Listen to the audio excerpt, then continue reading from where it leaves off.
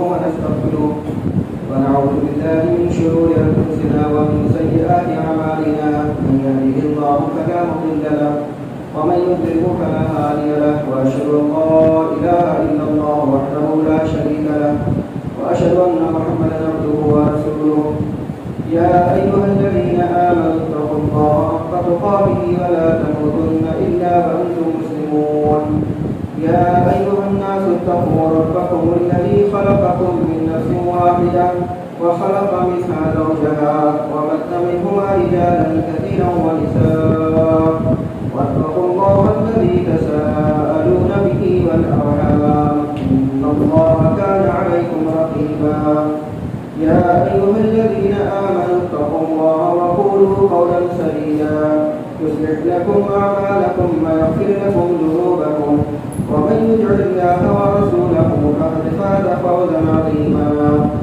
أما بعد فإن خير الحديث كتاب الله وخير الهدي هدي محمد صلى الله عليه وسلم وشر الأمور محدثاتها وكل محدثة بدعة وكل بدعة ضلالة وكل ضلالة في النار.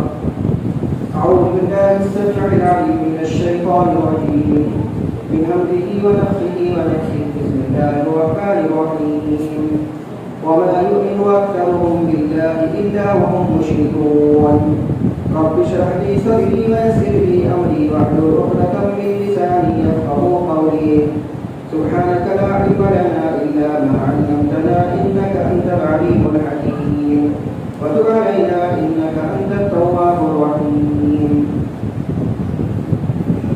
تمام قسم کی تعریف کی نہائی حمد و ثنا اس اللہ وحدہ لا شریک کے لائق و ذمہ ہے جس نے اس ساری کائنات کی تخلیق فرمائی، ہماری ضرورتوں کے واسطے ہر ایک چیز کو مہیا فرمایا، ہماری رشد و ہدایت کے لیے انبیاء اور رسولوں کا سلسلہ جاری فرمایا اور ہمیں مسلمان بنایا.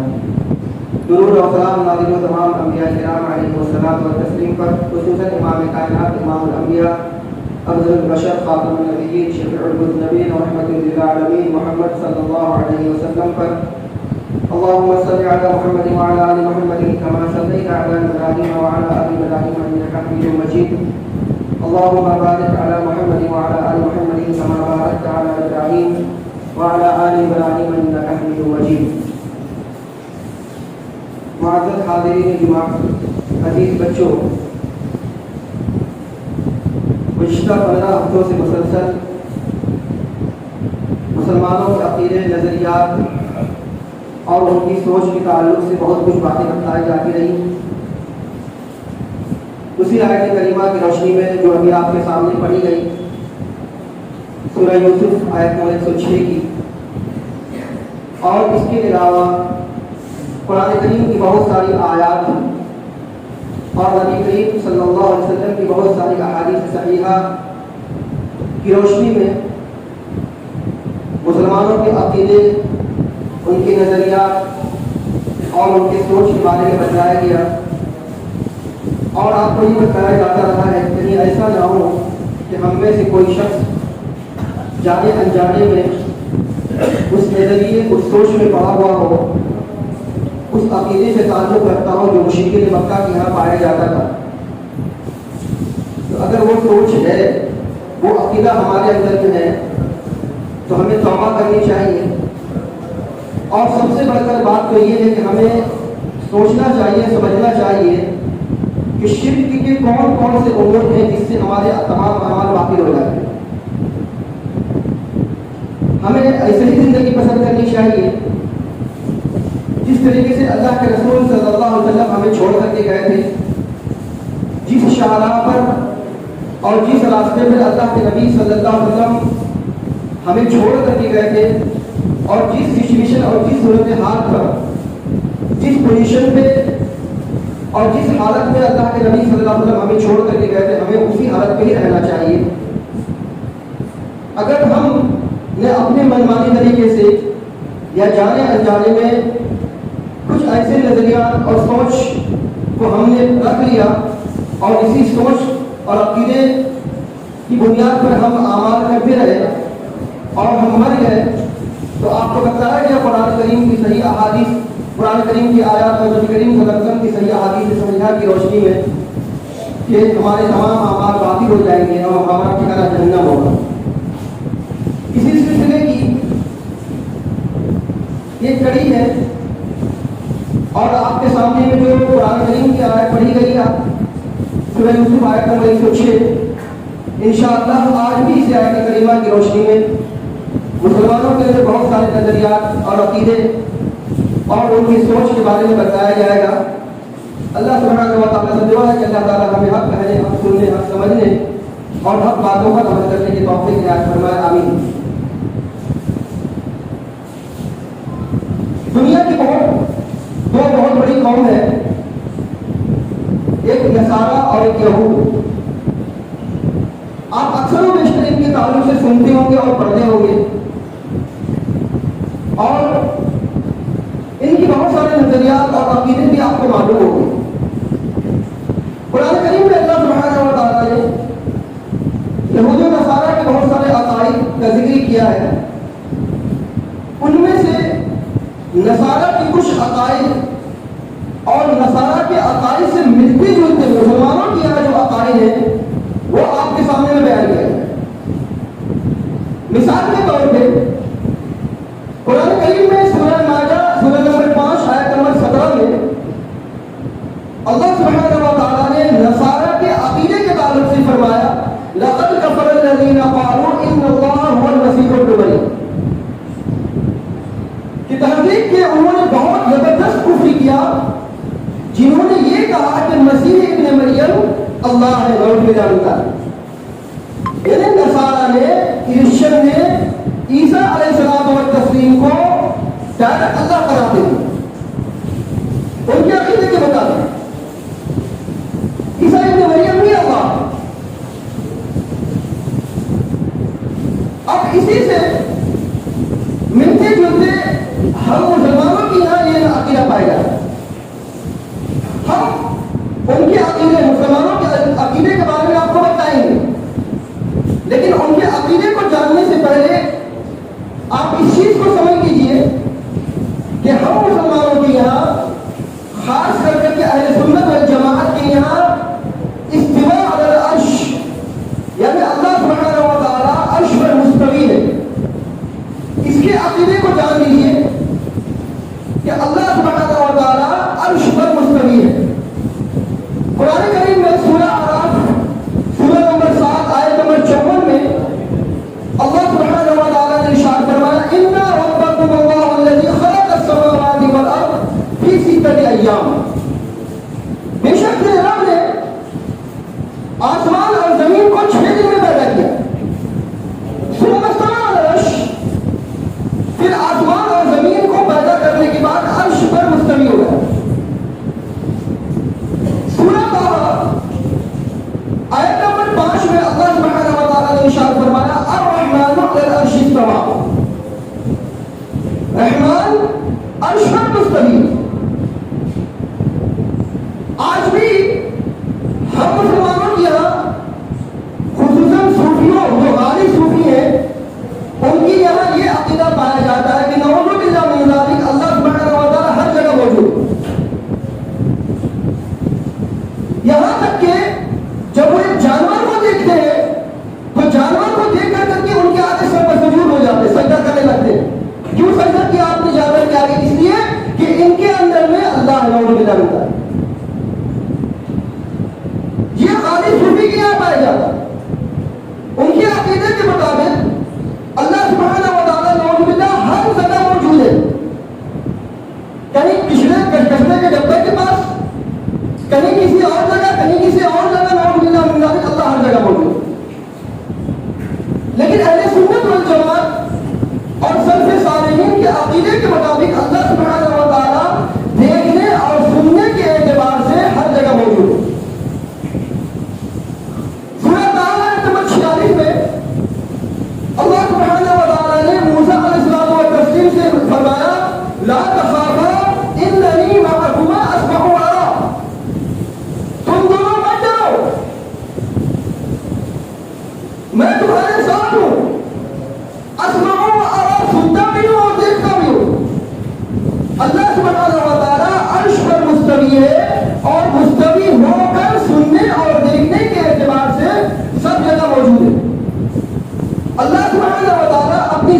اعتبار سے کہیں موجود نہیں ہے. اسی طرح سے صحیح بخاری 1145 نمبر کی حدیث کا مطالعہ کریں گے تو اس میں پتہ چلے گا کہ اللہ کے رسول صلی اللہ علیہ وسلم نے ارشاد فرمایا کہ روزانہ آدھی رات کے بعد اللہ سبحانہ و تعالیٰ آسمانی دنیا پر نازل ہوتا ہے. تو اس سے یہ پتہ چلتا ہے کہ اللہ سبحانہ و تعالیٰ اپنے مقام یعنی عرش سے اتر کر کے آسمانی دنیا پر نازل کرتا ہے. اللہ سبحانہ و تعالیٰ اپنی ذات کے اعتبار سے کہیں موجود ہے, سننے اور دیکھنے کے اعتبار سے موجود ہے. یہ ہر مسلمانوں کا اہل سنت والجماعت سلف صالحین کا یہ عقیدہ اور نظریہ ہے, قرآن اور صحیح حدیث کی روشنی. اب آپ کو سمجھ میں آ چکا ہوگا کہ اللہ سبحانہ و تعالیٰ عرش پر مستوی, لیکن جو اپنے آپ کو اہل سنت والجماعت کہتے ہیں, جو اپنے آپ کو عاشق رسول کا دعویٰ کرتے ہیں, ان کا یہ عقیدہ آپ جان لیجئے کہ ان کے جو امام ہیں, ان کا جو شعر ہے آپ اکثر سنتے ہوں گے اور آپ پڑھتے ہوں گے, وہی تھا جو عرش پر بری ہو کر اتر پڑا ہے مدینے میں مصطفیٰ ہو کر. یعنی وہی تھا عرش پر بری ہو کر, یعنی جو عرش پر مستوی تھا نعوذ باللہ من ذالک, وہی اللہ نعوذ باللہ من ذالک مدینے میں مصطفیٰ بن کر اتر پڑا. وہی تھا جو عرش پر بری ہو کر اتر پڑا ہے مدینے میں مصطفیٰ ہو کر.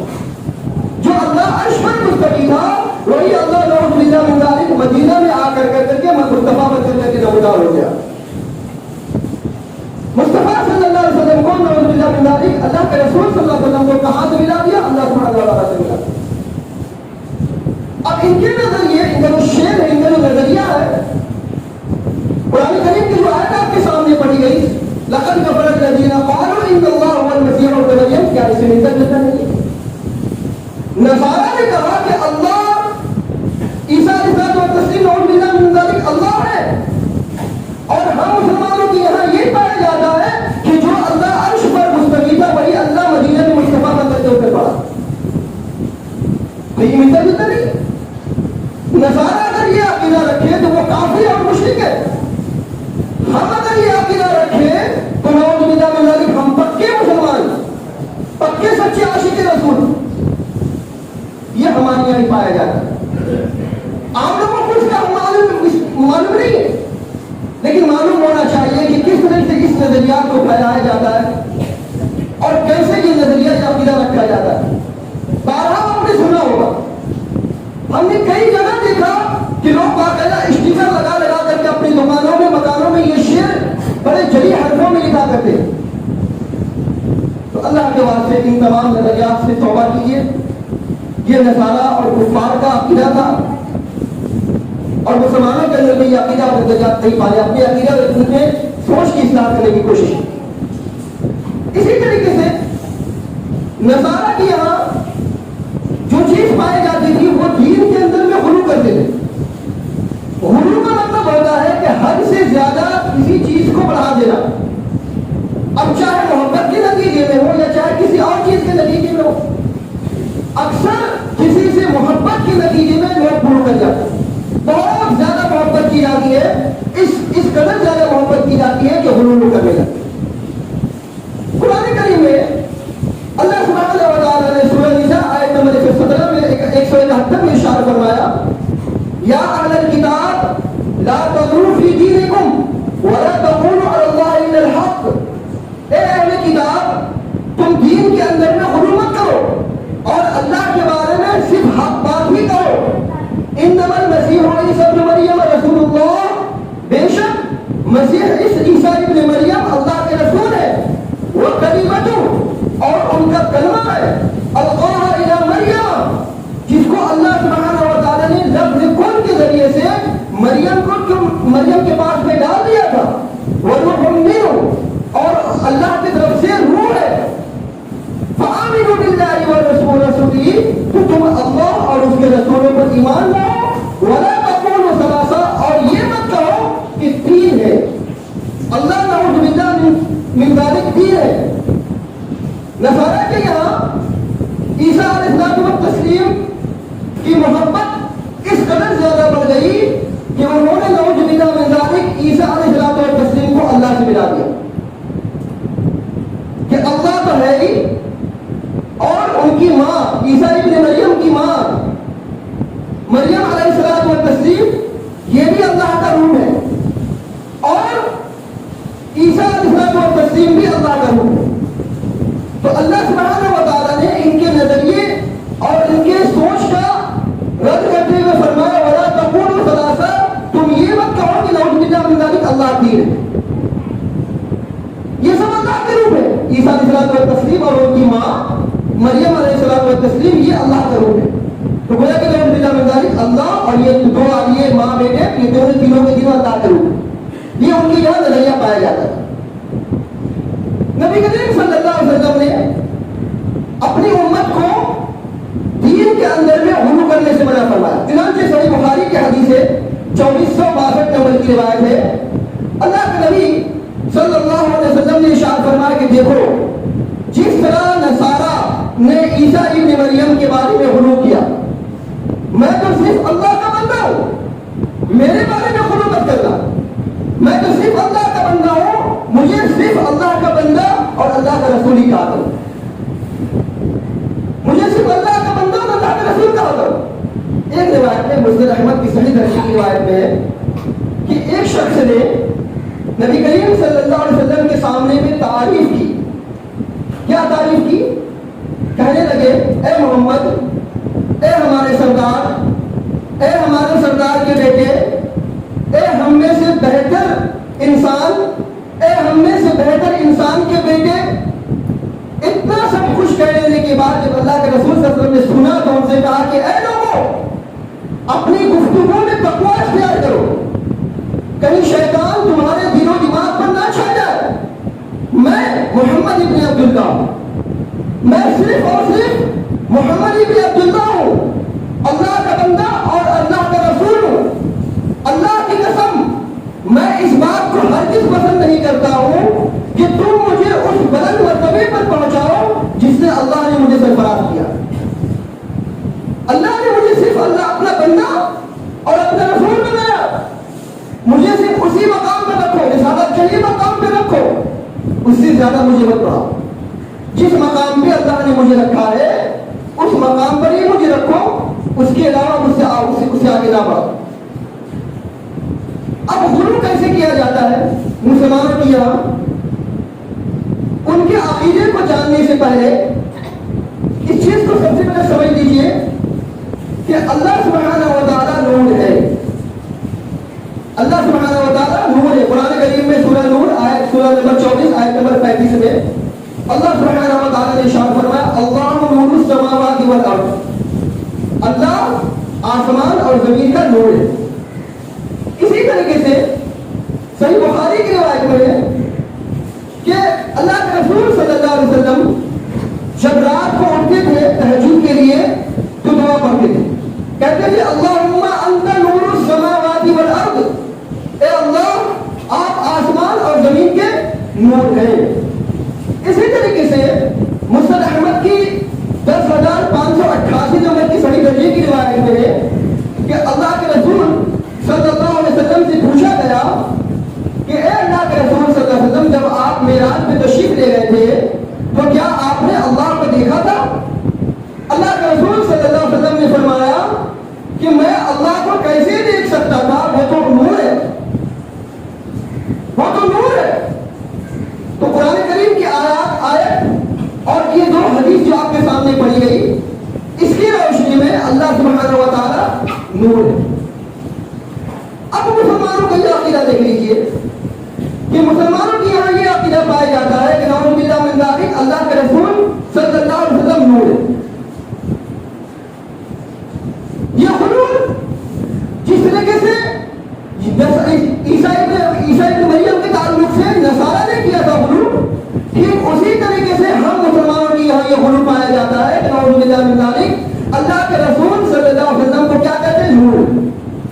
ابھی آپ کے سامنے پڑھ گئی قرآن کریم کی آیت اور اللہ کے رسول صلی اللہ علیہ وسلم کی حدیث کی روشنی میں نور کون ہے؟ نور اللہ ہے. جو جب نور اللہ ہے اور آپ کہہ رہے ہیں کہ نبی کریم صلی اللہ علیہ وسلم نور ہے تو پھر نور کون سا؟ اصل نور کون ہے؟ اللہ نور ہے یا نبی کریم وسلم نور ہے. تو بڑا کہ آپ اللہ کے رسول صلی اللہ علیہ وسلم کو اللہ سے ملا رہے ہیں یہ کہتے ہوئے کہ نبی کریم صلی اللہ علیہ وسلم نور ہے. یہ غلو ہے. جس طریقے سے نصارہ نے غلو کیا عیسیٰ ابن مریم کو اللہ سے ملایا, ٹھیک اسی طریقے سے ہم مسلمانوں کے یہاں یہ پایا جاتا ہے یہ کہہ کر کہ اللہ کے رسول نور ہے, اللہ سے ملا دیا جاتا ہے. ٹھیک نہیں ہے. کیا یہ کفریہ عقیدہ نہیں ہے؟ کیا یہ کفریہ سوچ نہیں ہے؟ اگر یہ سوچ لے کر کے آپ اچھے اعمال کرتے رہے تو آپ کے اعمال کا کیا بھروسہ ہو؟ یہی سوچ لے کر کے اللہ کے رسول صلی اللہ علیہ وسلم نور ہے جو کہ اللہ ہی نور ہے, اور یہی سوچ لے کر آپ قبر میں چلے جائیں گے تو آپ کا کیا حال بنے؟ کفار کے یہاں نصارہ کے یہاں یہ عقیدہ پایا جاتا تو وہ گمراہ ہے. غیر المغضوب علیہم ولا الضالین دن رات ان پر لعنت بھیجتے. اور ہم مسلمانوں کی یہاں عقیدہ یہ پایا جاتا ہے کہ نور اللہ کے رسول صلی اللہ علیہ وسلم بھی نور ہے, تو پکے مسلمان اور پکے سچے عاشق رسول ہم سے بڑا محبت کرنے والا شاید کوئی نہیں ہو. تو یہ عقیدہ پایا جاتا ہے ہم مسلمانوں کی. اب ان کی دلیل کیا ہے؟ دلیل ہے سورہ مائدہ کی سورہ نمبر 5 آیت نمبر 15 کی, جس میں کہتے ہیں قد جاءکم من اللہ نور و کتاب مبین. اکثر آپ نے ان کی زبان سے سنا ہوگا. اسی کو دلیل بنا کر کے لوگوں کو ٹھگتے ہیں اور یہ باور کرانے کی کوشش کرتے ہیں کہ نعوذ باللہ من ذلک کہ ہم اللہ کے رسول صلی اللہ علیہ وسلم سے کتنا محبت کرتے ہیں. قد جاءکم من اللہ نور و کتاب مبین کہتے ہیں کہ تحقیق کہ تمہارے پاس میں آ گیا ایک نور آ گیا. حالانکہ سلف صالحین اور جتنے بھی مفسرین ہیں کسی نے بھی یہ تفسیر نہیں کی کہ یہاں نور سے مراد نعوذ باللہ من ذلک اللہ کے رسول صلی اللہ علیہ وسلم. سبھی کی تفسیر کے مطابق یہ پایا جاتا ہے کہ یہاں نور سے مراد اللہ کے رسول صلی اللہ علیہ وسلم ہی ہے, لیکن نور اس معنی میں ہے کہ گویا کہ آپ اندھیرے میں روشنی بن کر کے آئے, اندھیرے میں اجالے کی کرن بن کر کے آئے. اس معنی میں اللہ کے رسول صلی اللہ علیہ وسلم کو یہاں پہ نور کہا گیا. تو یہ آج بھی مسلمانوں کے یہاں پایا جاتا ہے کہ نعوذ باللہ من ذلک اللہ کے رسول صلی اللہ علیہ وسلم کو اللہ سے ملا دیا جاتا ہے. تو ہمیں ان تمام نظریات کو سوچنا چاہیے اور غور و فکر کرنی چاہیے کہ ایسا نہ ہو کہ ہم لوگ اس نظریے کو پال رہے ہوں اور تمام کے تمام ہمارے عمل برباد ہو جائیں. اسی طریقے سے ہم مسلمان جب کلمہ طیبہ پڑھتے ہیں تو پڑھتے لا الہ الا اللہ, اللہ کے علاوہ کوئی معبود نہیں. لا الہ الہ کے معنی کیا ہوتے ہیں؟ وہ جو پرستش کے قابل ہو, عبادت کے لائق ہو, اس کو الہ کہا جاتا ہے. قرآن کریم میں جب آپ مطالعہ کریں گے اللہ سبحانہ و تعالیٰ نے متعدد مقامات پر ارشاد فرمایا انما اللہ هو الہ واحد, بے شک تمہارا وہ اللہ معبود ہے. اس کے بعد کئی جگہ اللہ نے فرمایا کیا اللہ کے علاوہ بھی تمہارا کوئی معبود ہے. کئی جگہ کئی مقامات پہ اللہ سبحانہ و تعالیٰ نے الہ کا لفظ استعمال کیا ہے جس کے معنی ہوتے ہیں جو پرستش کے لائق ہو, جو عبادت کے لائق ہو. اب ہر مسلمانوں کی یہاں اپنی خواہشات کو, اپنے نفس کو اپنا معبود بنا کے رکھا ہوا. اب کیسے دیکھ لیجئے کہ ہم لوگ اپنے نفس کی پرستش کرتے, اپنے نفس کی بات مانتے, ہوا اور خواہشات کا احترام کرتے. خاص طور سے جو ہمارے رشتے دار ہیں, ہمارے اگر بیٹے اور بیٹے کی شادیوں کے تعلق سے بات آ جائے, خصوصاً اگر کوئی بڑا بیٹا ہو یا چھوٹا بیٹا ہو یا بیٹی ہو, تو اب ان کے خواہشات کا احترام دیکھیے کس طریقے سے کیا جاتا ہے. ہم سماج کے اندر ایک ہی تو میرا بیٹا ہے, بڑا بیٹا ہے, پہلی شادی ہو رہی ہے, ان کی اگر ہم شادی اگر دھوم دھام سے نہیں کریں گے, دھوم دھمال سے نہیں کریں, لوگ کیا کہیں گے؟ آجا گاجا بارات اگر نہیں نکلے گی تو لوگ کیا کہیں گے؟ بیٹے کی خواہش ہے, بیوی کی خواہش ہے, لوگوں کا احترام ہے, سماج کا احترام ہے. اب ان کی خواہش کا احترام کرنے کے لیے ان کے احترام میں ہم کیا کرتے ہیں؟ پیسہ بے دریغ خرچہ کرتے, فضول خرچی کرتے. اللہ اور اللہ کے رسول کی جو بات ہے ان کی اٹھا کر کے کس کی خواہش کا احترام کرتے ہیں؟ اپنے گھر والے کا احترام کرتے, خواہش کا احترام کرتے. یا اسی طریقے سے اگر بیٹی ہے, لاسٹ آخری بیٹی ہے, آخری بیٹی جو ہے پتہ نہیں کب شادی دیکھ پائیں گے نہیں دیکھ پائیں گے, بس ہمارا آخری گھر سے بدائی ہو رہی ہے, تو کیوں نہ اس کو ایک دم یادگار بنا دیا جائے, خوب دھوم دھڑکے سے کیا جائے, تاکہ لوگوں کو پتا چلے, سماج کو پتا چلے. کہیں پہ تو کمپٹیشن نہیں ہوتا ہے, فلاں کی ہے اتنا زبردست شاندار پارٹی ہوئی ہے ہماری نہیں ہونی چاہیے کیا اللہ نے ہمیں کنگال بنایا ہے؟ ماشاء اللہ توحید پرست ہے، توحید پرست ہے، اپنے آپ کو سلف صالحین کے عقیدے میں چلنے والے کہتے ہیں، لیکن نہیں کیسے خواہش کا احترام کرتے، کیسے لوگوں کے اپنے نفس کی پرستش کیسے کرتے، اس طرح سے پرستش ہوگی گھر کے اندر میں۔ اب مثال کے طور پر دیکھ لیجیے، اگر کسی کی شادی ہو رہی ہے، اب اس کے ایک ہی تو میری اولاد ہے، ایک ہی اولاد ہے، اب اس کی شادی دھوم دھام سے نہیں کریں گے، اس کا نکاح اگر دھوم دھام سے نہیں کریں گے تو کس کا کریں گے؟ بس ایک ہی اب بس ایک ہی کر لینا، آپ وہی کرنا ہے، آپ جانے دیجیے، بچہ ہے، بعد میں سمجھ میں آ جائے گی، بعد میں اس کو سمجھ میں آ جائے گا، ابھی کیا ہے، ابھی جب کر رہا ہے اس کے پاس پیسہ ہے، کما رہا ہے، اپنے ہی اوپر کا خرچہ کر رہا ہے، جانے دیجیے۔ لوگ اپنے اولاد کی خواہش کا احترام کر کے نفس کی اتباع پیروی کرنے لگتے ہیں۔ قرآن کریم میں اللہ سبحانہ و تعالیٰ نے کیا ارشاد فرمایا سورہ طہ کے اندر میں، پچھلی قومیں کی گمراہی کا سبب جو بنایا اللہ سبحانہ و تعالیٰ نے کیا بتایا؟ فخلف من بعدهم خلف اضاعوا الصلاة واتبعوا الشهوات فسوف يلقون غيا۔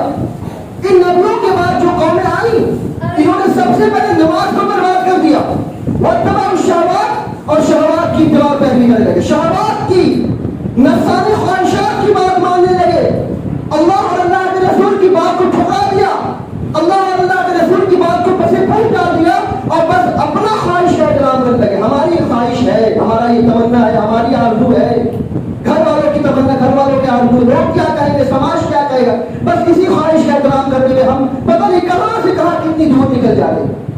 یہ شرک ہے، یہ کفر ہے۔ کیسے آپ، اس کی دلیل کیا ہے؟ اس کی دلیل دیکھ لیجیے، قرآن کریم میں سورہ فرقان سورہ نمبر 25 آیت نمبر 43 میں اللہ سبحانہ و تعالیٰ ارشاد فرماتا ہے ارأیت من اتخذ الہہ ہواہ، اے نبی کریم صلی اللہ علیہ وسلم کیا آپ نے اس شخص کو نہیں دیکھا کہ جس نے اپنی خواہشات کو معبود بنا لیا، الہ بنا لیا، جس نے اپنی خواہش کو، آپ پڑھیں لا الہ الا اللہ، نہیں ہے کوئی الہ سوائے اللہ کے، اور آپ اپنی اپنی خواہشات کو الہ بنا رہے ہیں، اپنی خواہشات کا احترام کرتے تھے کہ اللہ نے فرمایا ارأیت من اتخذ الہہ ہواہ، نبی کریم صلی اللہ علیہ وسلم کیا آپ نے اس آدمی کو نہیں دیکھا کہ جس نے اپنی خواہش کو الہ بنا لیا؟ آپ نے اللہ کو الہ بنایا لیکن اس کے ساتھ ساتھ میں اپنی خواہشات کو بھی الہ بنا لیا، تو کیا آپ پکے مسلمان ہیں؟ کیا آپ پکے سلف صالحین کے عقیدے پر چلنے والے ہیں؟ اس نظریے کو سوچیے، غور کیجیے۔ قرآن کریم میں ایک اور جگہ میں اللہ سبحانہ و تعالیٰ نے سورہ نازعات سورہ نمبر 79 آیت نمبر 38 میں ارشاد فرمایا وَأَمَّا مَنْ خَافَ مَقَامَ رَبِّهِ وَنَهَى النَّفْسَ عَنِ الْهَوَىٰ، وہ آدمی جو اپنے رب کے آگے کھڑا ہونے سے ڈر گیا کہ کل قیامت کے دن مجھے اللہ کے سامنے میں کھڑا ہونا، زندگی کا سارا حساب کتاب اللہ کو دینا ہے، ہمیں اللہ کے آگے کھڑا ہونے سے ڈر گیا، اور جب یہ سوچ لیا کہ ہمیں اللہ کے آگے کھڑا ہونا ہے اور اللہ کے آگے اپنے آپ زندگی کا حساب دینا ہے، وَنَهَى النَّفْسَ عَنِ الْهَوَىٰ، اپنی خواہشات سے رک گیا، نفسانی خواہشات کی اتباع کرنے سے رک گیا۔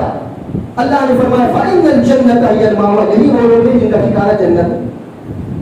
خواہشات سے بچنا، جنت کا ٹھکانہ بنانا، اور خواہشات کا احترام کرنا، گویا کہ اللہ کو معبود بنانا ہو اور گمراہی میں پڑنا ہو۔ تو آج بھی ہم مسلمانوں کی یہاں بھلے سے ہم لوگ سلف صالحین کے عقیدے کے حامل ہو، بھلے سے ہم لوگ نماز روزہ کرتے ہو، بھلے سے ہم لوگ اچھے اعمال کرتے ہو، لیکن کہیں نہ کہیں کسی نہ کسی موڑ پر ہم لوگ اپنی خواہشات کا احترام کرتے ہیں، کسی نہ کسی جگہ پہ گناہ کر کے، معصیت کر کے، نافرمانی کر کے، کسی کی خواہشات کا احترام کرتے ہوئے، سماج سے ڈرتے ہوئے، اور پتہ نہیں کن کن جگہوں پہ ہم اپنی خواہشات کا احترام کرتے ہیں، اور ہم نے اپنے نفس کو معبود بنا دیا۔ تو اللہ کے واسطے ان تمام چیزوں سے بچنے کی کوشش کیجیے۔ اگر یہ شرک ہے تو یہ بھی شرک ہے، یہ اگر کفر ہے تو یہ بھی کفر ہے۔ اللہ نہ کرے اگر آپ نے اللہ اور اللہ کے رسول کے احکام کو بس پش ڈالتے ہوئے اپنے خواہشات نفسانی کو معبود بنا دیا اور ان کا احترام کرتے کرتے اگر آپ چلے گئے قبر کے اندر میں، تو معاف کیجیے آپ کا کیا حال بنے گا۔